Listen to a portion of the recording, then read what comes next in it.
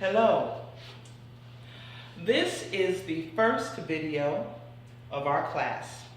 We're in Unit 1, and this module is simply called Music Fundamentals and Notation. In this module, you're simply learning the basics of music and music notation. Now, some of you have probably had this in high school, in band, or in choir. You may have had it even in elementary school, or even in your private lessons. And for those of you who, you can look at the actual description of this video as well as what this module will cover. And if you think you got all of that down pat, then you can simply go straight to the test, skip this video, and go on to the next module. I did set it up so that the first and second modules will come online at the same time, particularly for those of you where this information is already a hat to you. But for those of you who have really never had this information before, or these terms may be confusing to you, that's what this video is for. So let's go ahead and get started. The basics of all music starts right here. 5 lines and 4 spaces. Without this, we really don't have music. This is called a staff.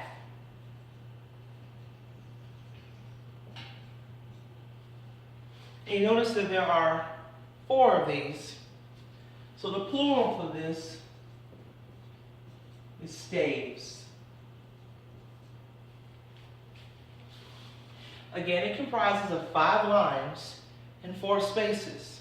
And we number the lines and spaces going upward. 1, 2, 3, 4, 5 lines. And we renumber for the spaces. 1, 2, 3, 4. So this tells us that we have 5 lines and 4 spaces, and therefore it's called a staff. Now, I think you know what these little things are. Let's do them here.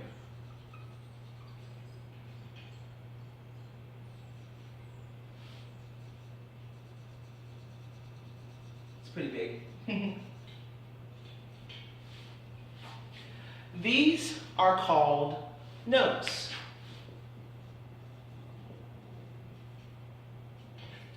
And notes is simply the actual value of a pitch.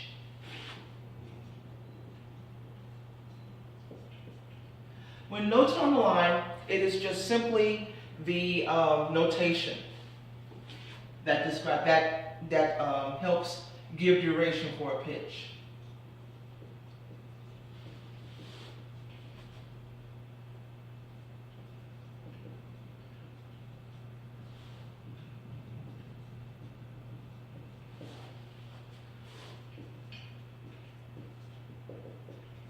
And the pitch is simply what we hear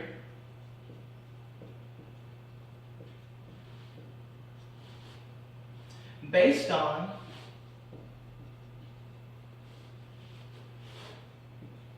where the note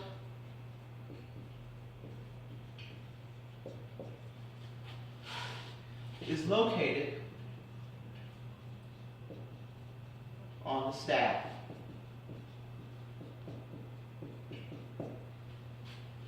The book gives pretty basic definitions, but I like to kind of give you a little bit more in-depth definition. The notes give us the duration for a pitch, how long a pitch is to be emitted or sounded. The pitch itself is where the note lands on the staff.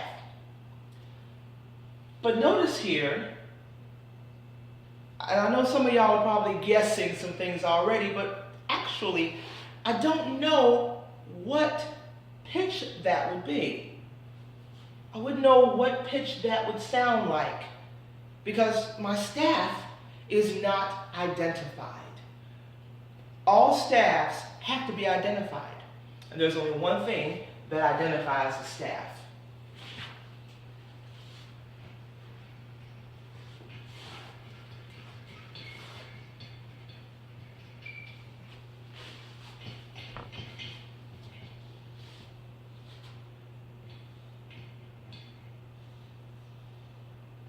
This right here identifies a staff. This one does as well. These are called clefs. A clef identifies the staff,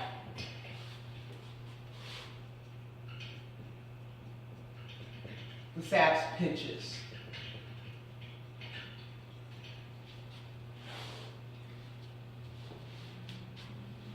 It identifies the staff's pitches. Without these little numbers, we don't know what pitch we are singing.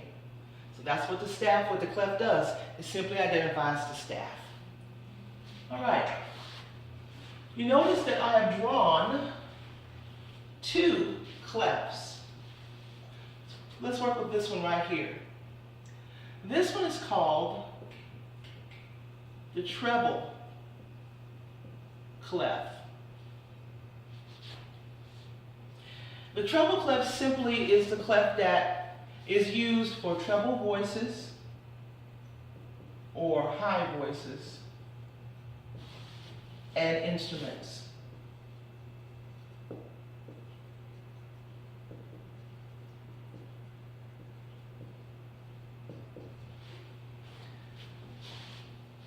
The treble clef signifies, or denotes rather, the treble or high voices and instruments. For a piano or an organ or any type of keyboard, it is usually the part of the instrument that's played with the right hand. Yeah, my hand's a bit messy because of this eraser. But that's what the treble clef does. It's for our higher voices, basically, and for the instruments that utilize this clef for its identification. The treble clef has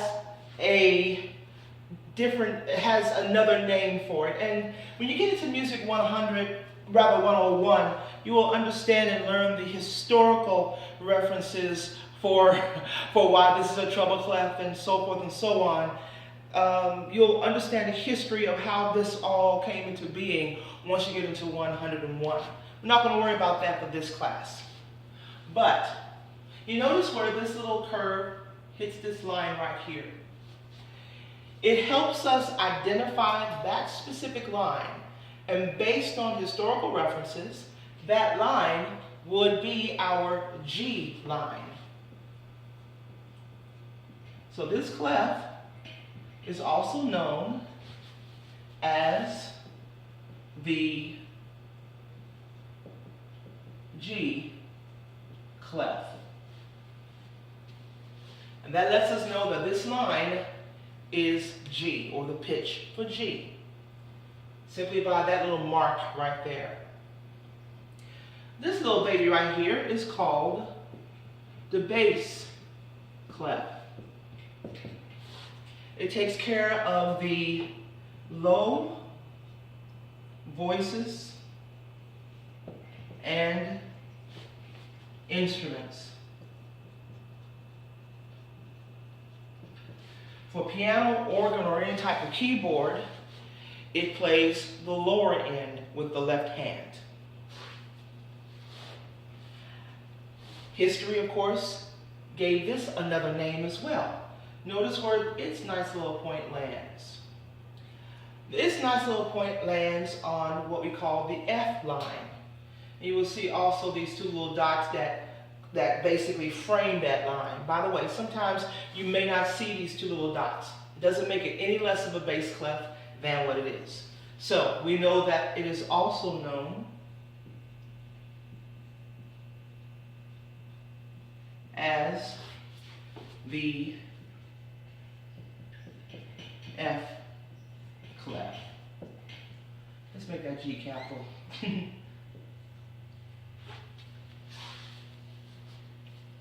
So now you see that the clefs have now identified our staves, or staves. You'll hear both of them. Staves is a more eloquent pronunciation, and I think it's the most correct. But you notice where this bends right here, this starts right here, and it's the G line, and this is the F line. There's another clef that you may notice in music from time to time. I'm just going to go ahead and illustrate it here.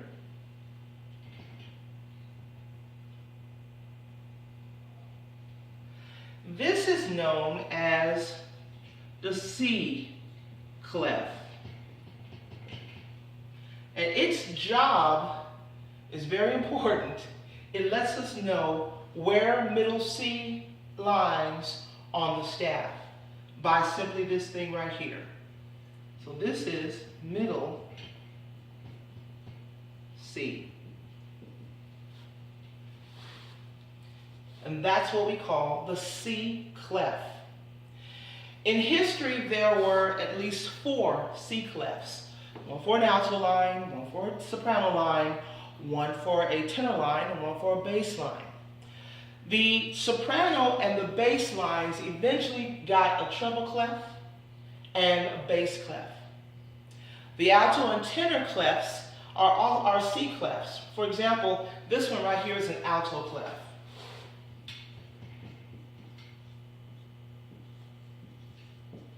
And there are instruments that utilize these C clefs to denote where its middle C is. And also for countertenors and certain other singers who sing Baroque repertoire, they will also encounter a C clef. Now, for our purposes, you just need to know what this type of clef is. But we're not going to bother with it for the duration of the remaining of the class. I may reference it from time to time for historical sake, but for our learning sake, you just need to know that this is a C clef. All right? So, let me erase all of this down here. We're going to leave our nice little clefs right here. There we go.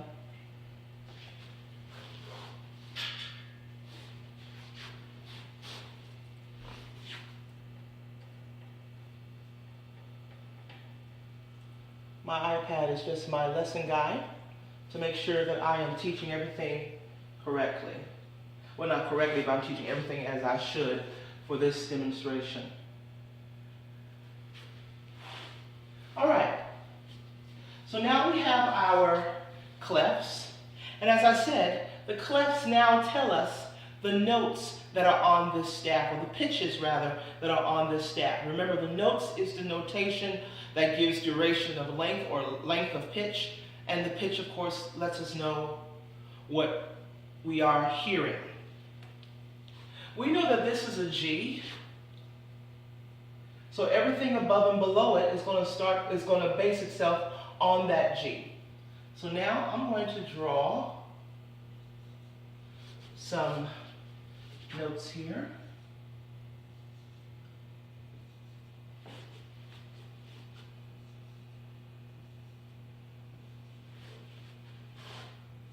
Stopping right there.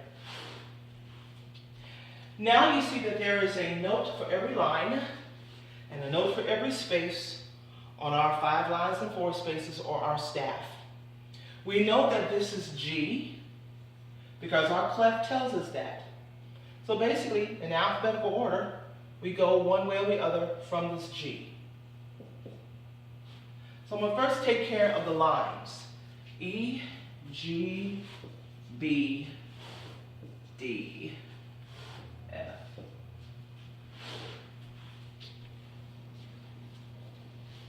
E, G, B, D, F.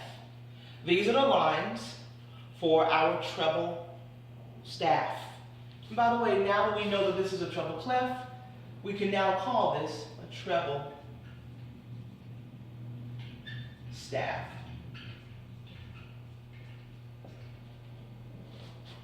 So, E, G, B, D, F. When I was in elementary school, I learned a mnemonic device that lets me know what, lets me remember what this is. Mnemonic device, when I learned it, was every good boy does fine. You may also have heard the word favors for those of you who are trying to remember things. Every good boy does fine, or favors. E, G, B, D, F. Of course, the spaces have letters too. Simply fill in the blank. F, A, C, E. Those are the spaces. F, A, C, E. No mnemonic device is necessary because the spaces spell out the word face. F, A, C, E. So now you have the lines and spaces for the treble staff. The lines, every good boy does fine. E, G, B, D, F. And the spaces, F, A, C, E, which spells space. Now let's work with this one. Since that's the bass, that's the treble staff, this is now the bass staff. We know that this is F because we know that this tells us this is the F line. So we're going to basically build from the F line. I'm going to make this a little bit wider.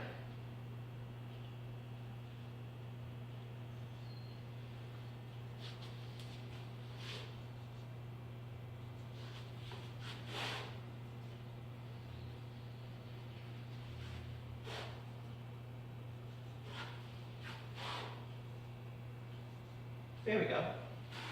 Since this is our F line, we build from there.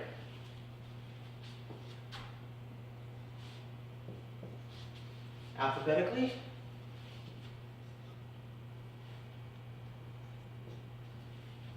G, B, D, F, notice that's our F line, A.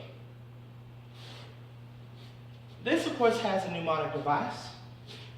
The one I learned was good boys do fine. I got this all the way over here. Let me just try to put it over here. Always. There it is. Good boys do fine always. Those are the lines for our bass bass staff. The spaces. A, C, E, G. Learn the mnemonic device for these spaces. Simply all cows eat grass.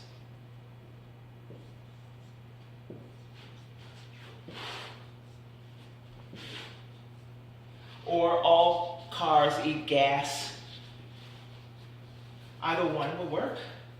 Mnemonic devices are up to you. You can use these traditional ones to help you remember, or you can come up with some of the ones on your own. I always tell young people, come up with your own, because when you come up with something of your own, you're more apt to remember it that way than trying to memorize something that is not uniquely yours. So, of course, you now see all of our lines and all of our spaces alphabetically. There you have it. E, F, G, A, B, C, D, E, F. Starting from E, with G being our marker based on the clef itself. The bass one, G, A, B, C, D, E, F, G, A, with F being our marker starting with G. So now you have the notes for the treble staff, rather the notes and the pitches for the treble staff and the pitches for the bass staff. And normally you would see the treble staff up top and the bass staff at the bottom. When these staffs are stacked on one another and combined, they're normally combined, and mine is not going to look as pretty as the one in the book, by a bracket. When combined by a bracket, or a series of brackets, depending upon the score you're looking at, this has made this now a grand staff. As I said, my bracket may not look as cute as the one in the book, but for the sake of illustration, you have a grand staff when the bracket puts two or more staffs together. Sometimes in choral music, you will see this for the piano, and then you will see individual staffs for each of the voice lines. Sometimes well, not sometimes, but often in orchestral music, you will see a series of staffs all together for each specific instrument in that specific piece of music. Whether it's these two or many staffs, we call that a grand staff. We're going to stick with two for these classes right now. So this is a grand staff with both of these together. All right. I need to combine this grand staff. So that these two staffs really be cohesive, and it allows the person to be able to read the music correctly. All of this, of course, is notation. So let's start from here at the bottom and go all the way up. Let me space this a little bit.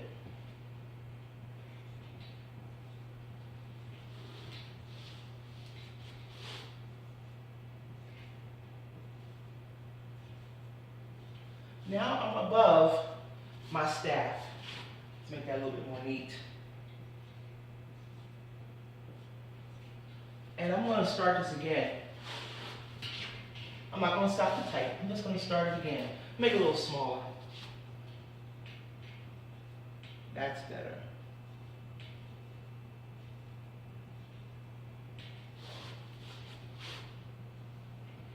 Going above the staff now. Make that a little bit prominent.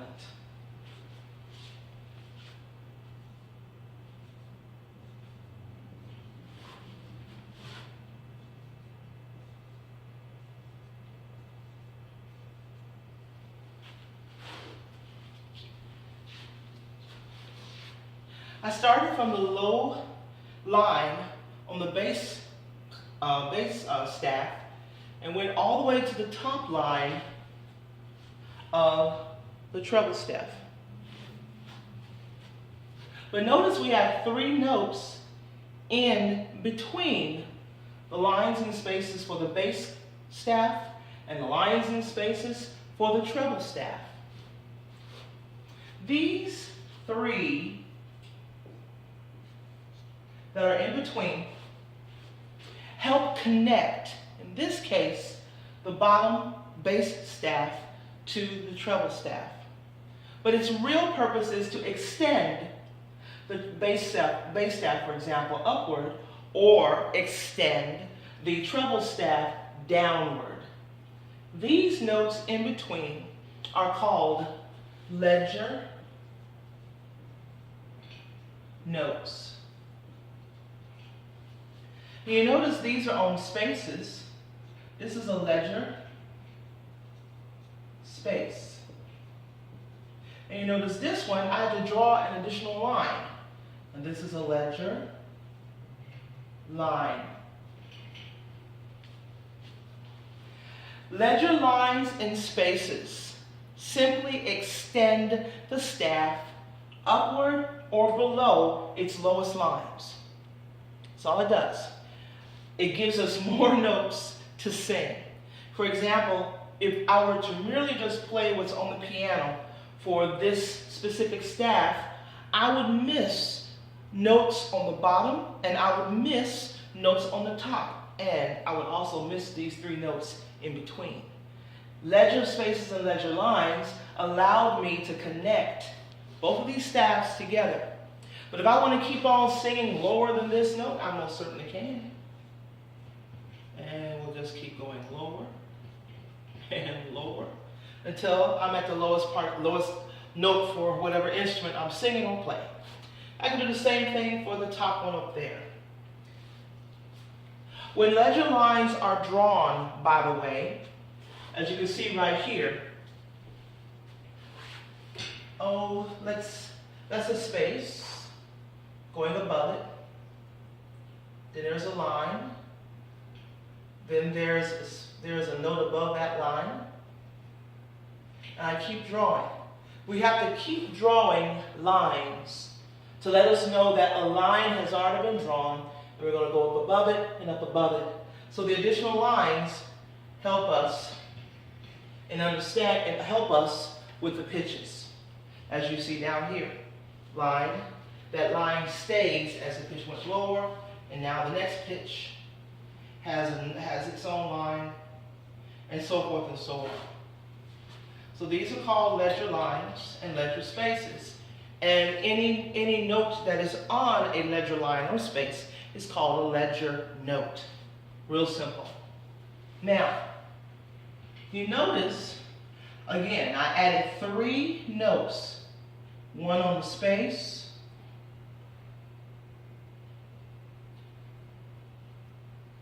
above the bass, one right in between the bass and the treble staffs, and one above. This middle note is the one that bridges both of these staffs together. And this middle note is simply called middle C.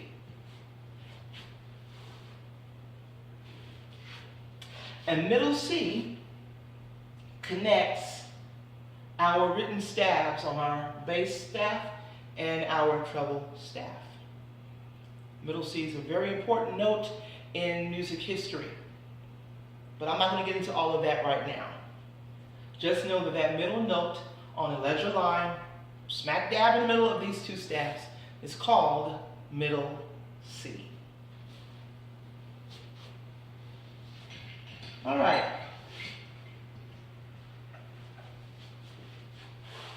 I kind of hope I did not smear myself with all of this. Anyway, catch you on video 2.